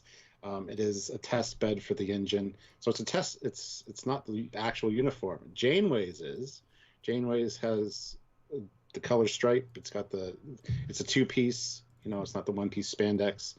So what are your thoughts on that? If it's like a specialist kind of test pilot-y or test crew uniform? Well, I would very much like that, and it kind of harks back to so much of Trek, going back to Enterprise. I mean, working on the episode First Flight, yes, it was still technically the jumpsuit, but it's still very much not your standard Starfleet issue. And then just think of how much of TNG did you see those tan. You often see them on kind of colonist or star bases with the black undershirt as well. Those, these are clearly specialists working for Starfleet. So totally love this idea of, it's a career specialist. And then, graduating to when it gets that NCC instead of the NX. It's like, yes, now you are allowed to have red, blue, gold, and that kind of turquoise blue that no one really seems to talk about. There are more than one shades of blue. I have, yes. They're right over there. I can see the Voyage uniform actually right there. No, because I think it was one of the things where it presents because you really don't see the Janeway until you freeze frame it. They kind of don't pause on her that much. But once you really analyze it, as we did, there's two distinct different uniforms. The cut's different, the angle's different, the color's very different. And like I said, one's a two-piece, one's a one-piece. The material's different. It is very much the whatever, and the primary, and Chakotay wears the same uniform, so if he wore that as the primary, that is the primary, although you can't see the colour stripe on his version, but who's to say. But obviously they aren't even ensigns. They ain't even Wesley Crusher style acting ensigns. They're just people who happen to want to wear a uniform. And weirdly enough though, Chakotay happens to have a cadet uniform in a boy's child size in his crew quarters in a drawer. Chakotay, mate. No, you stop that thought right there. No, I'm going to I play devil's advocate here and say, you know what? That drawer is not a drawer, it's a replicator. You type in what you want to wear, future, so you open it up and it's replicated for you. So there you go. Yep. Problem solved. Although he wouldn't know what to replicate. Oh, look up the database. There's a. But why would you pick the main uniform then, not the test uniform? No, because they know they're cadets, as Janeway keeps calling them. So that's what they would look up and wear. I don't know. But it certainly feels like a specialist one. The amount of white, the amount of grey for her. It's like a TNG nemesis, because the cut is, as we both know, the cut is almost the TNG. A bottom point, just obviously much higher on the chest, just now grey. So there is a logic there, but it needed an undershirt of bright colour. That is God missing from that, just to give that one bit of colour. Then it would be a nemesis just kind of brought up to chest level. So by only having that stripe and none on the cadets, it's like that everything about the classic uniform is gone from it. And if you took away the red stripe and the delta, you showed that it'd be that's Lost in Space. You wouldn't think that was a TNG. You wouldn't think that was a Star Trek uniform. You just think that's a uniform, but there's no Star Trek in there because it's so specific. So I'm hoping that we'll see another uniform of an alternate. What is a standard uniform of the day? What is the NCC version, like you said? What is the if Chakotay is not of the Captain Pro Star anymore, what's that version now? Maybe Janeway just made a variant just for them to see. There's lines there of what she could be doing, so there's still a bit of question, or is it just the final one? Do they look good in the uniform? Do you like it now they're in uniforms? If that's episode 11 to 40, is that what you want to see, Sean? Uniforms, yes. These particular ones, I've only had it for a couple of seconds, scenes, so I'm not massively I haven't fallen in love with them yet, but I will order 5. But no, we'll see where it goes. Although, crazy conspiracy theorists, maybe this is it. Maybe this is the way they announced that Alex Kurtzman has been fired again. It's no longer Star Trek. They've taken it out of the name, and it is in fact season 4 of Lost in Space. Yeah. There you go. You heard it here people first. behind the scenes. Yeah. Yeah. It's a true story. Be still my beating heart. Wait, do I actually want that? I don't know. David Borich throws in $5. Thank you. I'd like to see a Batman, Iron Man set up in the conference room like they do with the ship models, but with uniforms. Wonder if they have collectors. Oh yeah. Oh yeah, that's a good point. If the team behind Prodigy would like to hire me to help on that, I absolutely will. Hire me before Sam, because Sam might have nicer costumes than me, but I'm plucky and fun. And Sam is not. You're absolutely right. Oh, the thing to charge harder. Now we know. show Does off it take a day? Does it take? There you go. Oh. That might be cool. But I have this. That is cool, yes. But One of those. can it do this? So I'm a lover, not a fighter. Mine can set you on fire, and so can yours. But Come on, Stuart. Come on. What do we got? What do we got? What do we got? Oh, you have that? Oh, that's better than both of ours. Sorry, Sam. Yes. that one should have worked. It's- I'm kind of Anyway, I need new batteries for this, but yes, one of my favorite phasers. That one is brilliant. That was not Yeah. seen nearly enough. You want more? No of it. way. Except for when they put it in TNG and wrap the handle with like leather. Yeah. Final mission, I want to say. Yep. Absolutely. We know far too much about Star Trek. It's true. Yeah. Hashtag facts. So do we want to speculate on what part 2 might fuck. bring? We do. All right. Well. No, I mean, I'm not much of a speculator. I just like to see things as they unfold. So, where do you think it's going? Oh god. We haven't. Well, we usually do ours like the day before on a live. We haven't for this season though, because they didn't do next time No. on. So we used to. But no, for part 2, sometimes we will. We have done it once already. I have no idea. Because they got a whole colony of people that they need to, the unwanted that they got to save. The mines. So I have no idea what the plan is even. Because he does say, I hope Gwen buys us enough time for this wacky plan to to work. So I don't know. I that's why I asked the question, because I wanted one of you to answer it. Oh. Well, the overall question is a kind of gut feeling question. Will it be a satisfying end of part 2 of season 1, or will it leave us on a cliffhanger, which, while somewhat satisfying, is more wanting to see more, which in itself isn't satisfying? I think it's going to be a very subtle cliffhanger for one little story element, but it's overall very satisfying feeling.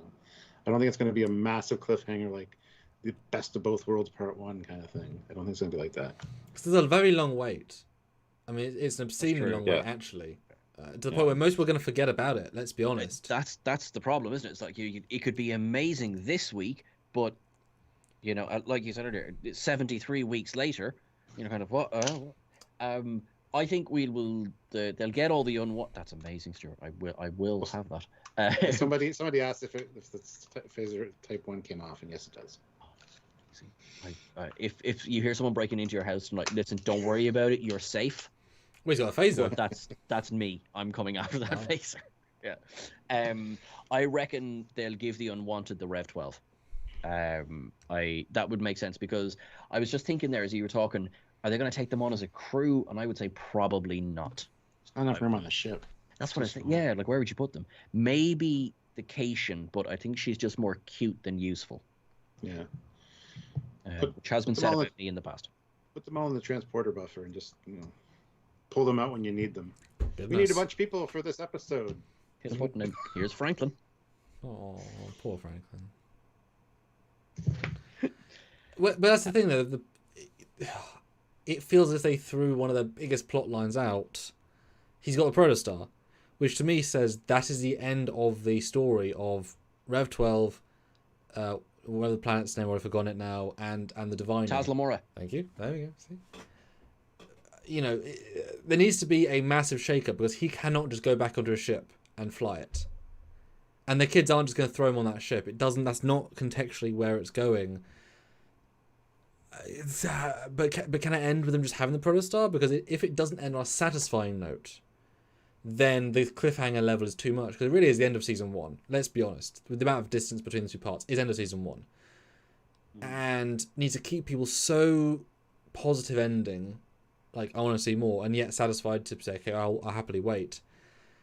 I really hope, because last week was only 24 minutes, which is their shortest one, I believe. I hope it's around 28, because those few minutes does make a big difference. So like I said, they packaged everything they could in part 1 to give part 2 oomph. But, oh god, you know, or is it literally going to be that, you know, the Federation pop in, as we speculated, for some other reason, you know, some other side thing they pop in. Maybe, and we've said this previously, but maybe the protostar, as soon as it went to proto warp, as soon as it was activated, it sent out a signal. So a ship is a lot bigger than the comm badge, and so they've been tracking it now for, let's say, it's been 2 months. Yeah, and they've been doing something to get to it, or even they called upon a Talaxian colony nearby, and you see a Talaxian fleet with Neelix, say, warping at the end, and then you've got hologram Chakotay, who's, because they can establish, you know, communications. You've got they've got holograms, whatever. And so it ends with they get the protostar, fine, and then it's like, well, now we've done that, but this protostar is reportedly from 400 years in the future, and like the real story gets unearthed.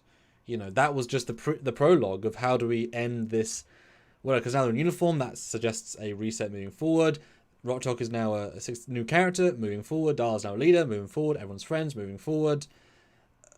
You know, are they just going to start the real story?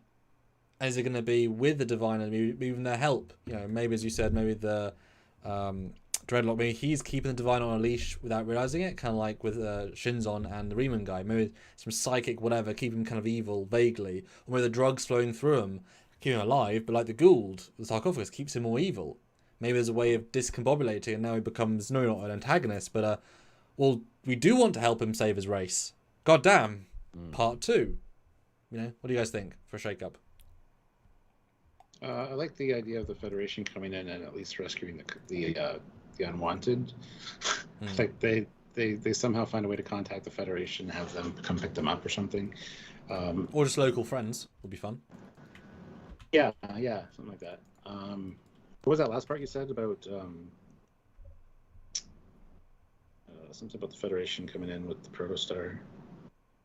For the protostar, Like it was a side mission almost, or yeah, that they've been tracking it this whole time. Yeah, that's how they're there, because they had actually the entire storyline worth of time to catch up to it. I like that. in fairness, I mean, we've seen how long, like in First Contact, the Vulcans pick up the warp signature while they're in the solar system. That's 400 years potentially in the past. Presumably sensors have got more sensitive. It's the only, in theory, protostar drive out there. Oh, hang on. That's where that is. All right, now send out to try and find that. Whether it's one ship, which would add how do we get all these unwanted off this planet in time for some sort of cataclysm thing is coming. Could add a bit of a ticking clock over the episode. Yeah, the thing is too, though, if the Federation comes in, it's their ship. Dow's right. They did kind of steal it, so they're not going to just say, "Here, kids, keep the ship and do your thing." So, unless this is leading up to the Starfleet Academy or a series that everybody's talking about, it's going to be the kids going to the Starfleet Academy, the animated one. Okay, I might have a logical idea. Oh, Jesus. That fits in, yeah. So, cause and effect. Murph has a protostar. Unbeknownst, because as you said, Stuart, jokingly last week, it's digesting it. Now the protostar ain't going to work properly, but had to get out of Divine's hands. Side effect didn't mean to, and it's now massively underpowered. So it starts with, how do we fix Rev 12? We can't really, but we can get the live swap back online, because like you said, Sean, that's now their ship. That's fine, they need a ship, good, right? Midway through the episode, the Diviner warps in. find the blah, blah, blah, evil. And then another ship becomes an unknown IFF, and it's of an ilk we recognise, maybe a Herodian variant, something, and it's Chakotay with his crew. Because they have been doing X, Y, and Z for a while, longer storyline, and they help rescue the Protostar. They then take control with the crew, because, you got it out of his hands, we respect you, stay aboard. Maybe even Janeway, who's going to be fine, says, I vouch for these people and you trust me, Chakotay, yes you do.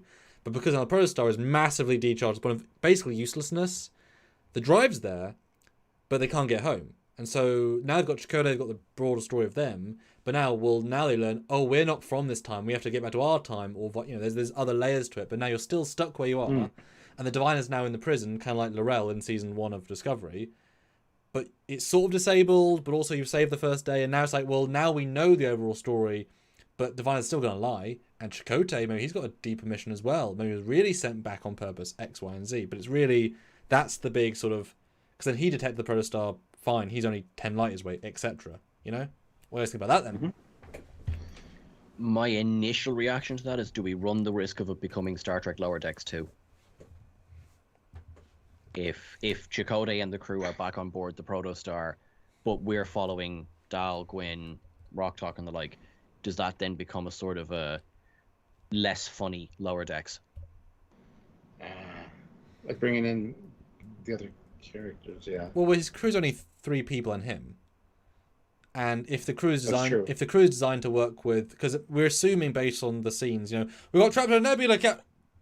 That was his last message. We assume they went back in time accidentally, so he has his skeleton crew, which means because they've already crewed it for say 3 months, he sees it. It's not so much low decks, much as we can't cruise with 3 people successfully. So you guys have actually done this.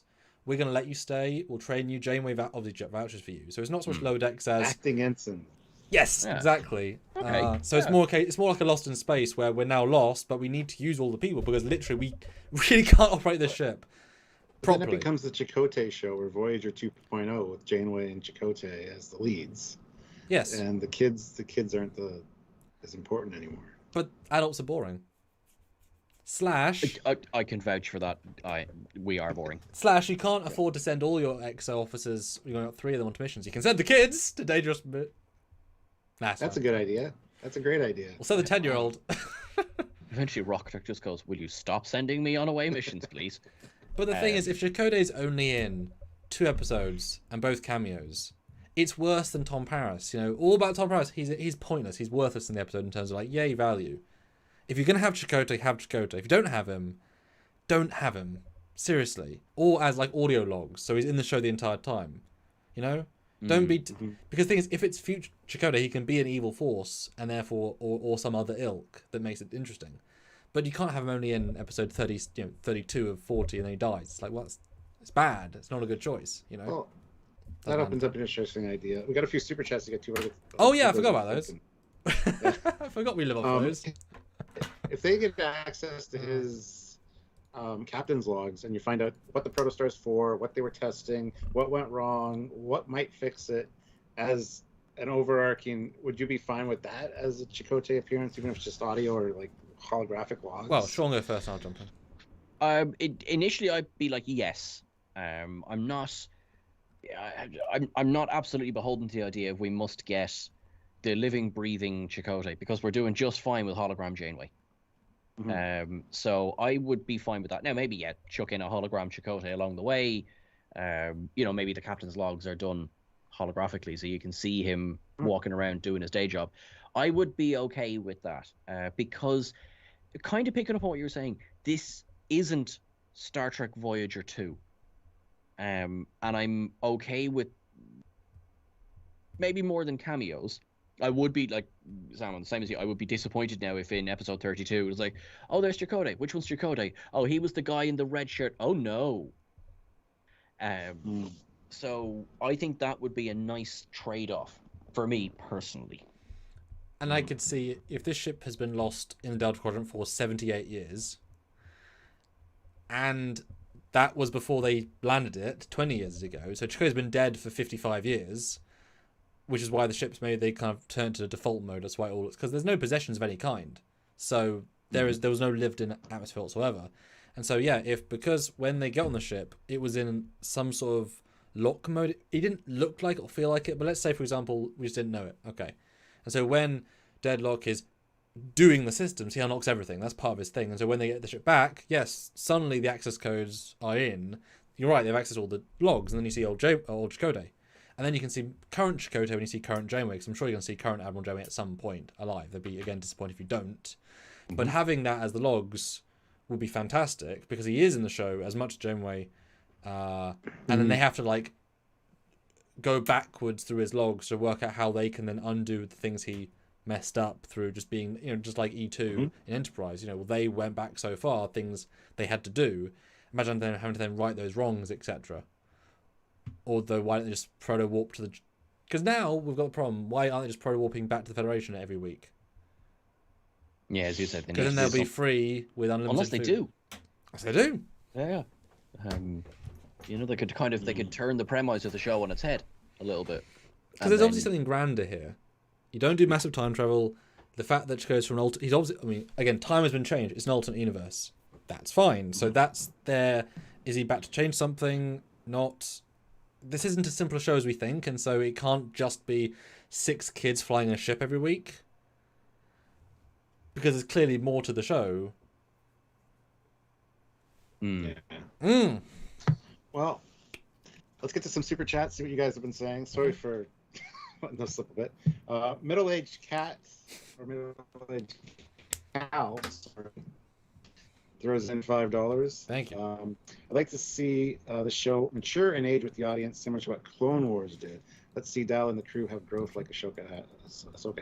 Yeah, absolutely. I'm totally down for that. David Borash throws in $5.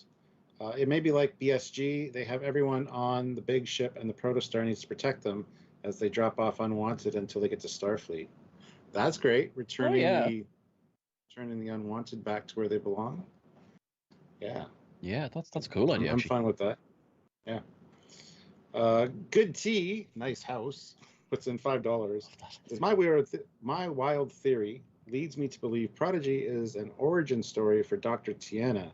They rescued baby Tiana, and she grows up to be a crusty old cat. I am so on board for that. Did I ever tell you how I joined the Federation? Yeah, that'd be great.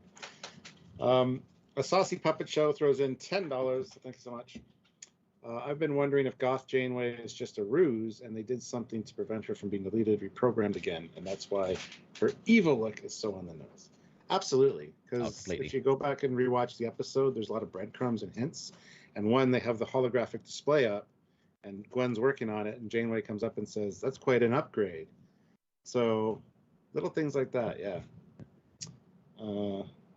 General Grievous, $2. Hippity hoppity, that ship is our property. Starfleet Command. That is fantastic. That's the problem. If they do contact the Federation, it literally is their property. So you can't see the kids continuing the journey. Well, it's future their property. Temporal Prime Directive, they wouldn't just be able to have it necessarily. And let's be honest, if Janeway, when she learned the truth, which she was fooled the entire time, once she learned the truth, she decided to side with them against all their programming. So arguably, she's now so corrupted as a program that she will say, "No, Starfleet, despite being your property in every way possible, I side with the children." So you're saying this big one here? Okay. She learned quantum mechanics and lots of math in like the space of 5 years. Just give them a ship. Save this ship. Yeah. So I could see a siding with them against Starfleet, which is somewhat illogical, but yeah. Sergeant Montgomery, $2. Guessing the protostar insane, self-cleaning like the D. What? Is this what you were saying about it resets to it doesn't feel lived in? There's no, yeah. Oh. Well, especially if it's from the future, then if you can't destroy the ship, you might need it someday. At least you can like baryon sweep, all the stuff out of it. Well, we did see the cleaning bots that were zipping around like most droids in that one episode. Yeah, we did. And then they the went to the exocomps. outside of the ship. Yeah. Yeah. The ship Oh yeah. God, they were so underused. So, Damn, I forgot about the exocomps. Yeah. The non-XCOM exocomps. Yeah. We could General use Grievous, exocomps. $2. The fools. They unlocked the Janeway fear hologram. Ooh. Oh I god, don't know that's why the frightening. Diviner. I know. I don't know why the Diviner would need an evil Janeway hologram. But okay. It's because like they it. hired Kate Mulgrew, so they want to use Kate Mulgrew. That's literally it, because she would not give two shits. Doesn't know who she is. Sure, Dreadnought would be able to do, in theory, anything that hologram Janeway could do. We've already seen him interface with technology, so it's just because she looks badass as a goth, and I'm not prepared to sacrifice that image. So no, it's a cosplay idea for somebody for sure. Oh, there you go. I'll race you, Sam. I let you win that, John. David throws in another $2. Thank you. Can they return to Starfleet Command before Protostar is built? Ooh. Like a predestination. Yeah. That might be interesting. When was it built compared to the Prime timeline? God. Because he's not that old. And in fact, someone noted, Chakotay has the exact same stripe in his hair as it does in the one of the episode where him and Kim try and change. Yeah, Timeless. So that is actually how... 15 years, Timeless. Yes. So that is how old Chakotay did look. Yeah. Which I did not notice, but that's because he's black and it's hard to see. That's exactly how it was. So if that's, another alternate future, because they've done so many. Damn. Oh, wouldn't it be interesting if he's actually from that universe? Maybe the Delta Flyer didn't blow up. Maybe it did blow up, but they beamed him out. Wouldn't that be an interesting twist if he's just from the Timeless universe? Well, we've speculated that it's from a different universe or different reality, so... Well, it's still just the future. It's just a future that's several changes ago. Ooh, we're finally getting the Kelvin universe in Prime. We have joked that, except the holodeck has TOS characters which never existed in Prime and Kelvin. Those uniforms never existed, so it can't be Kelvin. No, that is bulletproof. Yep. Which is frustrating because it takes out an entire sidestep. Not waterproof.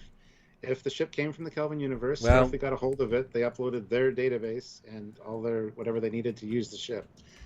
The ship would have that.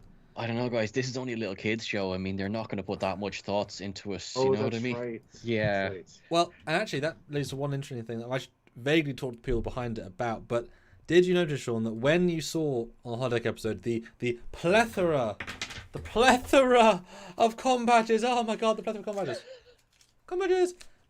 There was no Discovery badge, even though Discovery or the Discovery TOS badge, neither were included.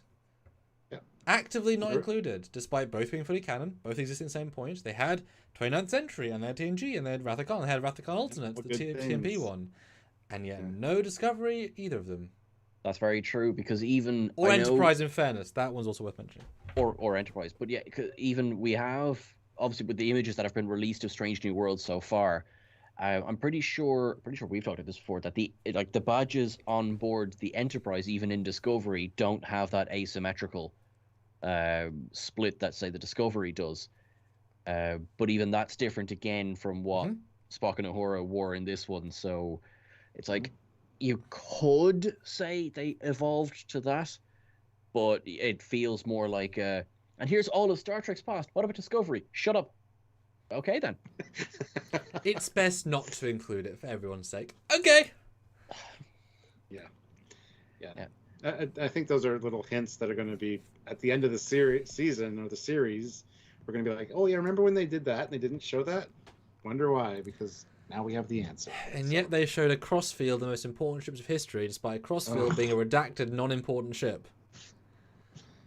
Well, the Discovery was definitely redacted. As for the Crossfield, that's because the Glenn was Crossfield as well. Yes. So yeah, now definitely I agree. Like, that was clearly Discovery, but you could argue that although did you see when I did the ups and downs? I made a massive whoopsie that week. It was fairly massive. Me, really? Who I hang my bloody hat on how much I love ships, I love Star Trek, and I looked at the Enterprise D and I went, that Ambassador class looks great. And hang on. Yeah, no, is part of my community service is that I have to remind people that I did that. I A moment of silence for Sean's credibility. Yeah. it's No, a off. moment of silence! And on that note, Mark Lawrence throws in $5. Well, the computer gave Dal a selection of the best of Starfleet. It did. And That was before the badges appeared. Well, that was after the badges. But the badges appeared first. Then he asked. Yes. Yes. But there was the one Bajoran badge, which represented Odo, clearly. Or was that just a So representation of Changeling's skin? 'Cause Ooh. why does the badge work? Oh, that's a good point. Good point. Yeah. Let's see. Any other questions, Samuel? Because I'm out for our guest. So I'll ask a question of our guest. I started a poll. Everyone vote the poll. Sorry. Oh, continue. go vote in the poll. Where would you rank current Trek at the moment? Be kind. What do you mean? As in, like, so say the current series that have been released. So based on how much of Prodigy we now have, and they could completely go ass over tit next week, but we'll see. Where would you kind of, where I have my answer to this, but where would you put the 4 series? So we got Discovery, Discovery, Lower Decks, Prodigy, Picard, and and Picard. We did this at some point. We also included short treks. So it's technically its own series. Let's go with that. Then. Let's But say that's- 5. Yeah, very unhelpful, but it's technically just So yeah, putting you on the spot. But with its phenomenal internet. Hi. What am I doing? Oh, you're all looking at me. Am I supposed to rank these now? yes, yeah. Well, Prodigy, you can't really give an answer for it because we haven't seen it all yet. But like I said, it's definitely up there. Lower Decks, Prodigy, Discovery, Short Treks, and then Picard. I'm ranking. Okay. Sam? No, yeah, it's the same thing. Lower Decks because it's more cohesive because it's not long form, which means it itself holds up better. Plus, the 10 episode is a phenomenal arc once you see it all. And there's like 2 vaguely, but it's phenomenal. This season, it's reached peaks, but also it's reached some mediocrity because the peaks were so good. When they don't reach it, it's like, oh, you could do better. It's almost like being a victim of their own success in a little bit. So early, absolutely, exactly. And when you haven't gone off a story, it's like, good, but not that good. And then Discovery now because of 3 and 4, only because of 3 and 4. Gotcha. Picard, and then Short Trek. Because Short Trek is like it's like 3 hours versus, or like no, it's like 1 hour versus. So I can't give that above Picard. But just like Discovery, Picard's obviously rebooting for season 2, just like Discovery's rebooting season 2, season 3, and Vaguely season 4. Yeah. And yeah, I'm not going to be massively controversial here. I'm nearly on the same page. The Lower Decks is by far and away the number 1 at the moment. Prodigy, based on what we've seen so far, it is a very, very solid, I think, second on the list, which I think, and I feel almost foolish saying this, I wasn't expecting it. Mm-hmm. I will say that. And it's a very nice surprise at how good it is. Picard, I did enjoy it, but nostalgia helped me. I will say that. Specific scenes. Yes. Yeah. So I still I nearly have, because I see we talked about this before. Season 2 of Discovery for me, I really enjoyed. But I loved the inclusion of Pike, Spock, and number 1. So, whereas I preferred season 2 to season 3. But season 4 I'm really enjoying so far. So Discovery, it's very mixed. It's still probably in at 3rd, but it's still very mixed. Picard at 4th, and with every week I don't get an expansion on Calypso, Short Treks falls lower and lower in my rankings. We've had whole discussions about Calypso, how that could fit in now. So Yes, don't worry, we'll get to the 4,000. Still probably won't have an answer. That's fine, 5,000. We'll just keep Yeah, 19,000. Saucy Puppet Show throws in $10. Oh my Thank God. you so much. Sean, glad to see a Trek culture crossover. Been missing ups and downs lately. Oh, rewatching Fringe after your lamentations about the underuse of John Noble in the first part of the season. So there you go. Got somebody rewatching Fringe because of the results of it. Excellent. I have a little bit of news, which I can reveal now. Okay. We are going to do an episode this week after this episode of Prodigy. So unfortunately, we won't be doing weekly ones. I probably won't be doing weekly ones for the second half of the season, but we are going to do one this week. And I have bought an entire new A4 pad for cetacean observations for Kobayashi Maru. Yeah, so I miss them too, everyone. I do. Okay. I miss the ups and downs. Yes, the algorithm is a fickle mistress. Yeah.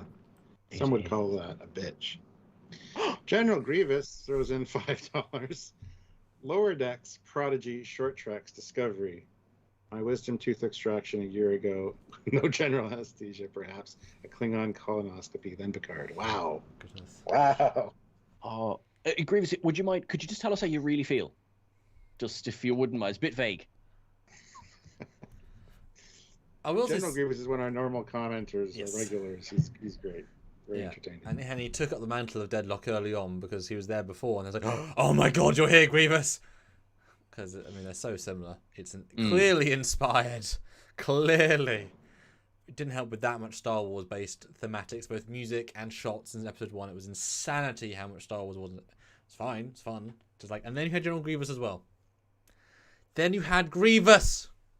But I'll say one thing about Picard, and I'll see if you guys agree with this. Because Discovery's been in such a rebooting journey, but they've been... Yes, they've rebooted the characters time and time again, but they haven't thrown out the existing who they are. They've just said, and now we're going down that road with them. No, that road now. But they still utilise what's come before. I feel like for Picard Season 2, because of the nature of what they're doing, it will not make Season 1 better, because they're going to be so removed that it'll be the same people, but they'll be almost different people. So I'm not going to think, Season 1 Raffi's better. It's like, no, she's still garbage, but Raffi Season 2 is just a fresh, great character. You know? Was not expecting that sentence. I just love Sean's reaction to that. I love Raffi. I genuinely do. Yeah, I've heard that from some people, and I'm perplexed why. Shots fired. I'm just going to duck. The one thing that I think supports, or I understand where you're coming from on that one, not about the Raffi thing, you're wrong, but about Season 1 of Picard in general, is how quickly they confirmed Picard's in a golem, get over it. That there will not be, it's not going to play any part in Seasons 2 and 3. It's not an important part of the storyline. Well, same with the robots. They even said, they're not in them. They're not in Season 2 and 3. Just, they're not. Yeah, It's just like, all right then. So, is this that oft-teased anthology series just featuring the same characters? The SFX article was pretty illuminating for that there is, the word anthology is still being thrown around a lot behind the scenes at CBS, which I'm excited for, because obviously you have so much room to do anything. But it sounds like Season 2 and Season 3 are again going to be very different stories, but of course we won't know that until we see what comes out. Well, it's funny you said that, because that would be cool, first of all, with an anthology series of any kind of Star Trek. But one of the ideas we've kicked around here for live discussions is a Star Trek What If. A road not taken, a lot of different story ideas. You should join us for one of those sometimes, because I love that.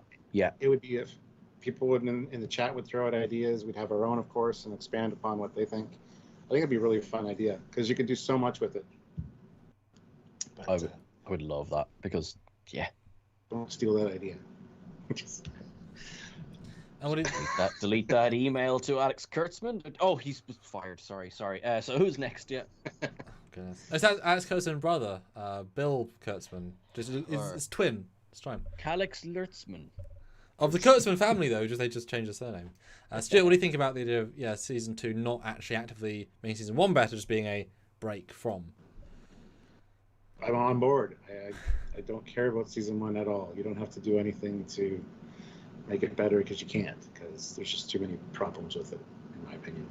So yes, please. So Rafi.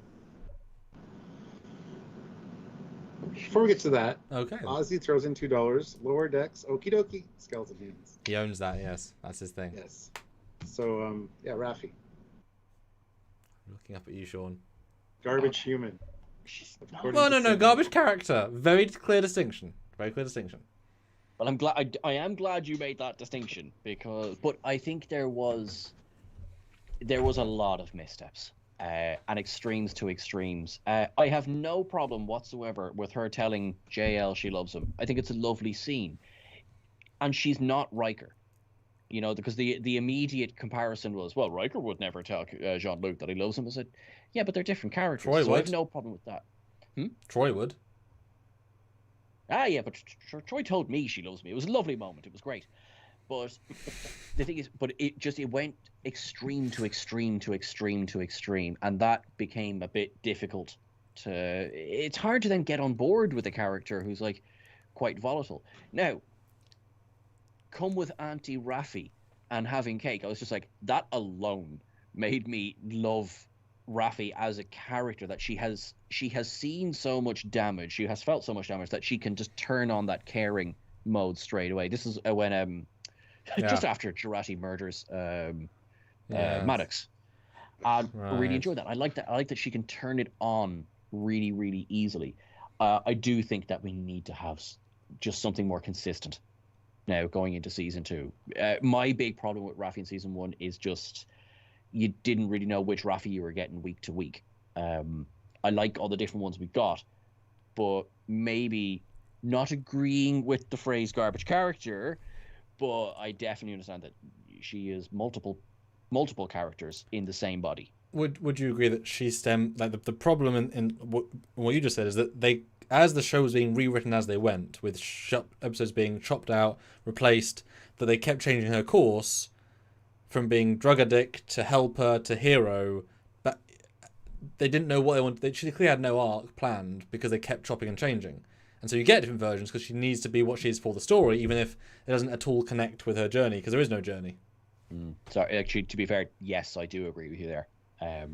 Because Raffi, I don't know, she's vindicated, I guess. You know, it was the Romulans. Okay, we're going to do anything with this information? Are we going to call her son? Maybe? Let him know? What son? Although I like that actor. He just turns up and stuff. Well, yeah, so I'm hoping we get, now that she's been vindicated, there's a bit more stability in her life. I'm hoping Raffi season 2 will be a bit more consistent as it. Yeah, stable. Sorry, a normal character. And I cannot wait. I really hope this ends up. I'd love to see this double act of her and Seven. Even what we've seen in the marketing so far, I'm like, yes, give me more of that, because it's fleeting. It's blink and you'll miss it in the trailer of just her, the two of them trying to figure out a car. And I was like, just give me some scenes like that, because it's not much to go on, but I like that. I don't want to see Raffi or Jurati. I don't care about either one of them, honestly, as characters. So that's my thought. I'm sorry, don't hate me. Yeah, my rationale behind Raffi. There, sorry, I forgot him. Also, Stuart, do you want to mute? You're a bit background noisy. Sorry. Okay. Is that the whole premise of the initial character is faulty, because she lives in Los Angeles, a central hub for the world. She lives in a trailer park with a replicator, driving distance from the center of LA, because we drove that with Doug Drexler. No, a different person, but literally like walkable distance, well, but a carable distance from. Yeah. And yet she's pretending to be a poor, lonely hobbit that hates JL for having his antiques, despite being able to replicate literally anything, beam to anywhere, get a taxi without money. So the entire logic of the initial character is broken. That doesn't exist. The way she's presented is wrong. If she's like, up a Himalayan, mountain, fine, but she's literally in communication range with LA. So she's not anywhere, and she's not poor, and she shouldn't. And all the JL stuff burned in a fire. So none of his shit's antique. It's replicated antique. And people don't value wealth either. JL doesn't value wealth. So all of the hating him is flawed. So straight away, there you go. Doesn't work as a pro. But that's them not understanding as writers that universe. That's them. That's not Raffi. That's not her fault, right? Then you've got the fact that she wasn't fired from a job. You don't get fired in Starfleet. When Jean-Luc resigned, she shouldn't have lost her job. That's not how that works. Again, writers didn't understand that. Surely, yeah. Exactly. So he didn't make you lose your job.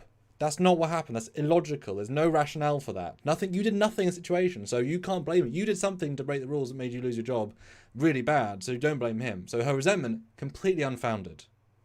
Also, why would he come after you as a big friend? He didn't even go to see Riker, like friends for decades. So sorry, you're one of his many secondaries for maybe 5 years. Don't think yourself that special. Sorry. So that resentment, all unjustified. Completely. Now, when she gets past the drug addict boring self and just becomes a nice lady, she's good. Because the actress is fantastic. And the sun stuff is fine. Is you know, like the second half is good because they ignore all of the past stuff. You know? But that initial setup is so broken as a concept. It misunderstands the Star Trek universe and the characterization of people that is a garbage character. But then if you just ignore that, it's fine. That is a compelling argument. Won't lie. Because the last three, she's great. I mean, yes, they use, you know, the unlimited wand magic repair tool, but that's, again, the story, not her. And I have no problem with her saying I love JL because she's just more emotional than the average officer. Hey! Yeah, he's a legend. He's charismatic. You love him. Absolutely fine with that, you know? We got 3 super chats. Okay. And we should probably wrap this up. So, Okay. Smart Smears, But I'm not mean for the $2. sake of it. I'm very specific in my critique, and she's great apart from that. Anyway, Smart Smears says, I like the podcast, Sean. Always fun seeing you. And we'll see you next week as well, because he is joining us! I'll be back next week. I'm really looking forward to it as well. God, I hope hope the episode's good. I know, right? And then we'll have what happens in season 1, part 3. Yeah. Well, that's... Moving on to the super chats, because they paid to be here. A Saucy Puppet Show throws in $5 and says, I'd like to at least see Q comparing Picard's golem body to his artificial heart. But I don't think we'll even get that much. I would love a reference from Q talking about it. Like, that's cheating, Jean-Luc. Yeah. You know. I was there when you got that heart. God. Yeah. General Grievous, $5. Says, Raffi is like my trendy vegan neighbors who won't eat meat and claim to be vegan while driving a Mercedes-Benz with the premium leather interior. Oh. I wouldn't make that comparison personally. I don't think she's a hypocrite so much as just bad writing. Just, yeah. Excellently descriptive ideas though coming out of the super chats this evening. Really, really like this is good stuff. Yeah. Yeah. Well, I think we'll call it there though. Unless you have anything else you'd like to talk about, Samuel. Oh, just briefly. Well, 2 things. One, we did a poll, a sneaky little poll. I guess you haven't seen. How much do you love Sean? 50. It's in minus numbers. 55% say lots. Yay! Thank you. 27% say need more Sean in my life. Aww. 13% say some, and 5% say little. I gave no negative options. Absolutely fine. Thank you very much for your honesty, everyone. This is very much appreciated. That being said, he will be back. So yes, and the second thanks one, for not being mean. Thanks for not making it real awkward. Come on back next week. And the second one briefly, because I know you have some thoughts. Steamrunner and Nova. The floor is yours. Oh, sorry, me. I thought this was still the poll. Steamrunner and Nova. I am delighted to see Legacy Designs back. There's nice, it's nice and nice. I know it's nice Okay. thing, but I am absolutely delighted to see them back. I made it my header on Twitter for like a hot weekend. I don't think it's there anymore. It is. Oh, well, it was earlier. Yeah. Oh well, then I didn't change it today. So, yes. he thinks like Trekyards. That's why we like him. Yeah. I'm a sucker. You give me anything from Legacy Trek in Picard, and I will be a happy little smidge. Totally agree. And one last super chat. Oliver Lavery Farag throws in £10. Oof. It says, Rule of Acquisition 286. When Morn leaves, it's all over. Bye, Morn. Nice way to end out, I think. So, Okay. yeah. Thank you, Sean, for joining us, and we will see you next week. I'm looking forward to it. Thank you so much for having me. Thank you. Yes. Thank you, everybody, for watching. Oh, Samuel's got a look on his face. What's... Hold on. Okay. I was closing out, though. What's happening? Well, it's a breaking news tweet by a Prodigy producer. Oh, okay. Good way to end, I guess. Yeah. And we can't talk about it at all. We're going to end straight after it.